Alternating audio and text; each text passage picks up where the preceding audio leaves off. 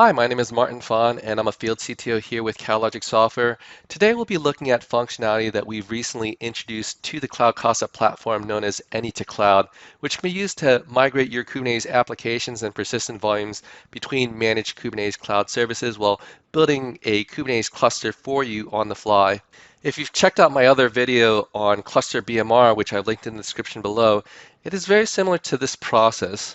Cluster PMR was a process by which CloudCasa would automatically provision a Kubernetes cluster for you during restore, but it was limited in that it required the source and destination clouds to be the same.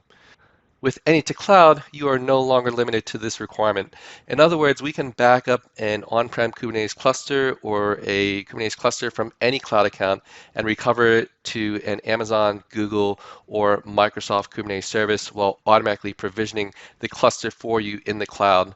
And this is especially useful when you're trying to migrate across cloud services that use different storage classes like an Amazon EBS storage to a Microsoft Azure File Storage class or vice versa.